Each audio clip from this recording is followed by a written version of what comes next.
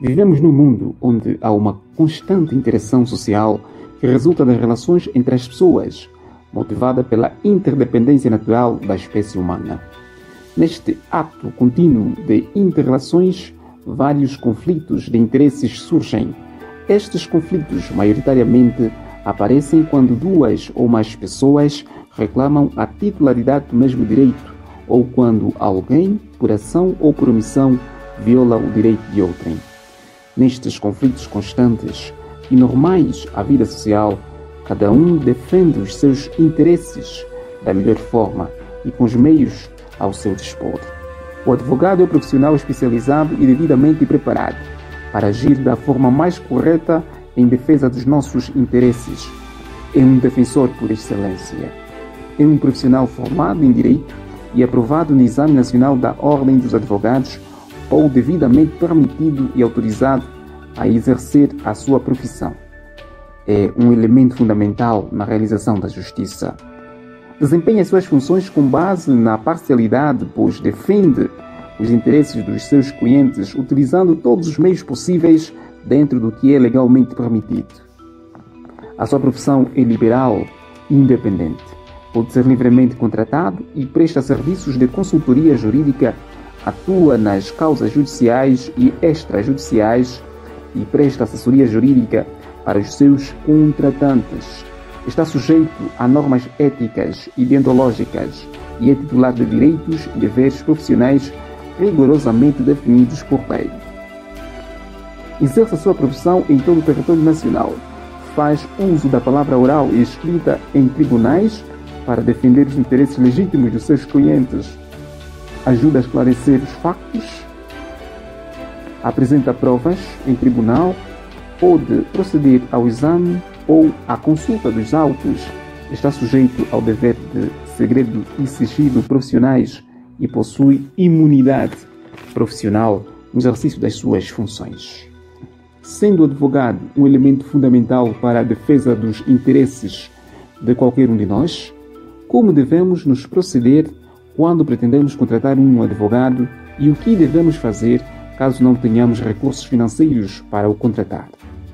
Olá, seja bem-vindo ao canal Mais Direito, que aborda assuntos jurídicos de forma simples e objetiva. Eu sou Fernando Chessinho e neste vídeo irei apresentá-lo o que deves fazer se não tiveres advogado. Para respondermos a esta pergunta, é necessário separarmos duas situações. Na primeira, a pessoa que precisa de um advogado possui recursos financeiros para o contratar.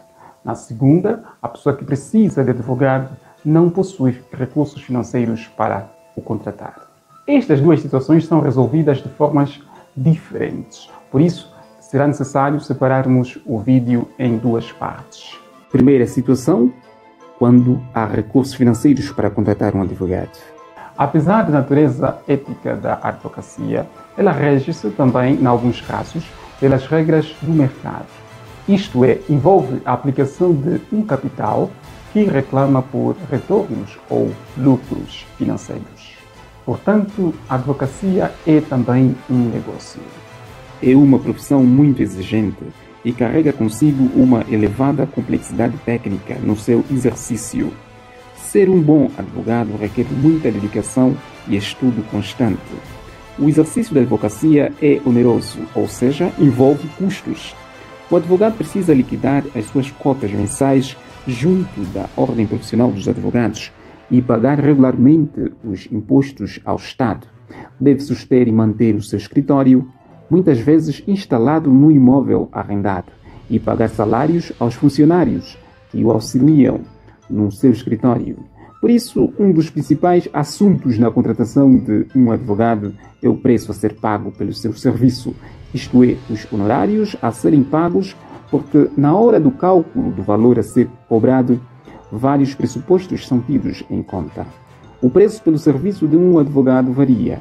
Apesar de haver critérios pré-estabelecidos a serem tidos em conta pelo advogado na hora da cobrança pelo seu serviço, a reputação profissional do advogado, a experiência e a qualidade dos seus serviços pesam na hora de calcular os honorários. O Estatuto da Ordem dos Advogados, no seu artigo 53, número 1, estabelece que, na fixação dos honorários, o advogado deverá proceder com moderação, atendendo o tempo gasto, a dificuldade do assunto, a importância do serviço prestado, às posses dos interessados, aos resultados obtidos e à praxe do foro e estilo da circunscrição judicial.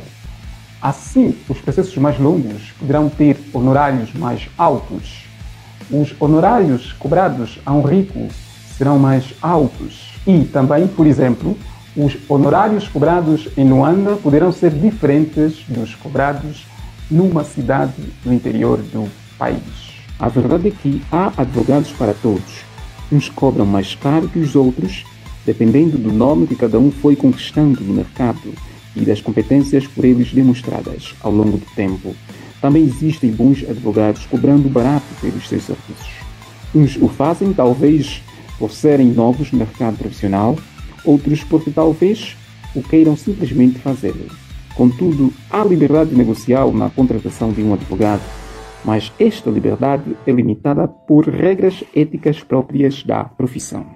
Na procura de um advogado, devemos ter atenção à nossa capacidade financeira, para que possamos nos dirigir ao profissional adequado segundo os nossos recursos financeiros. Isto irá evitar, mais tarde, incumprimentos no pagamento dos honorários e também conflitos entre o cliente e o advogado. Outra questão que devemos ter em atenção antes de escolher um advogado é a sua especialização. Devido à grandeza e ao grau de complexidade da ciência jurídica, não há nenhum advogado que domine perfeitamente todos os ramos do direito.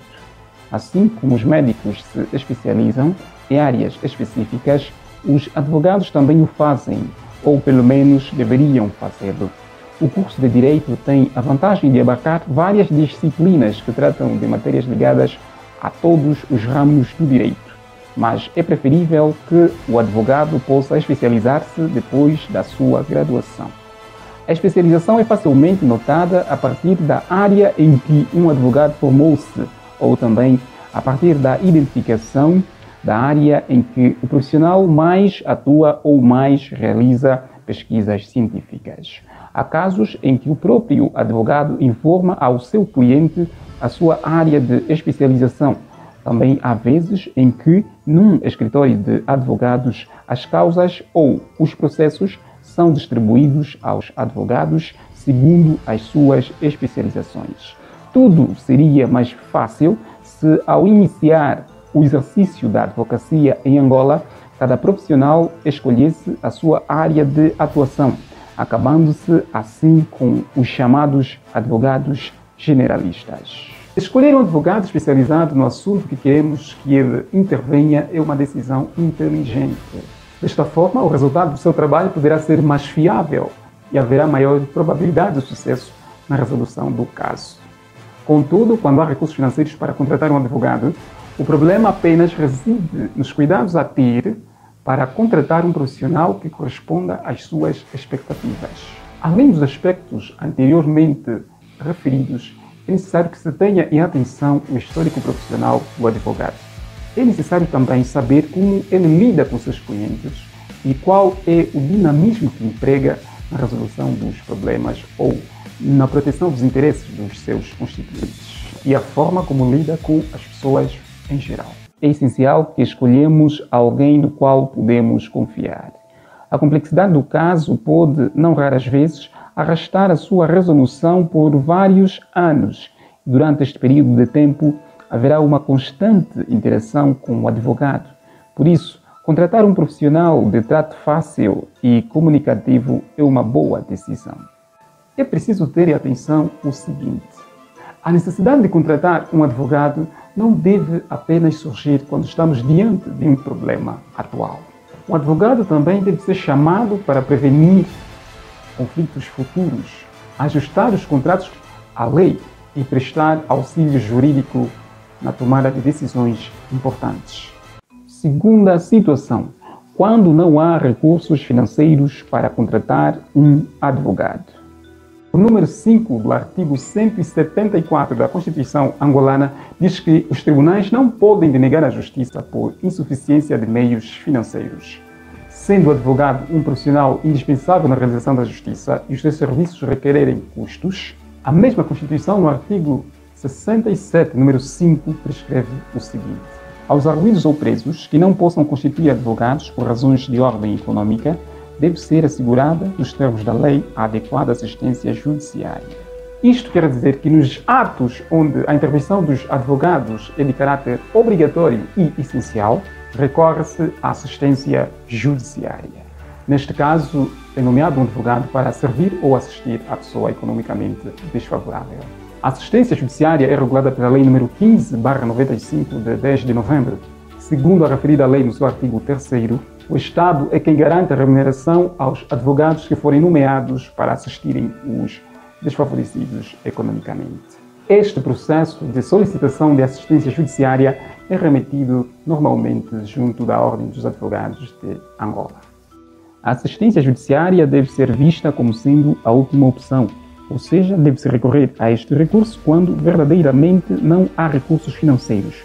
Porque, embora haja normas ético-profissionais que obriguem o advogado a exercer a sua função com zelo quando for nomeado como defensor oficioso ou prestar assistência judiciária, a qualidade dos serviços prestados pelo profissional da advocacia é maior e melhor quando é diretamente contratado pelo cliente e remunerado segundo os honorários acordados entre as partes. Isto acontece porque a remuneração dos advogados em casos de assistência judiciária é estipulada com base numa tabela elaborada pela Ordem dos Advogados e esta remuneração não cobre todos os custos e não paga cabalmente o serviço prestado pelo advogado.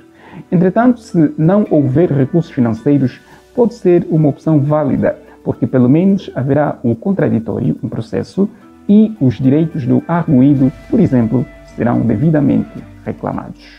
Antes de terminar este vídeo, quero aconselhá-lo a nunca deixar para trás a contratação de um advogado ou a solicitação da assistência judiciária.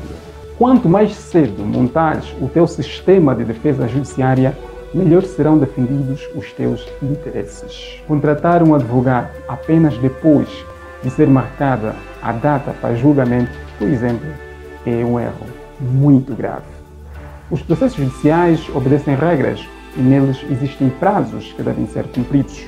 Há direitos que devem ser reclamados pelo advogado logo no início do processo.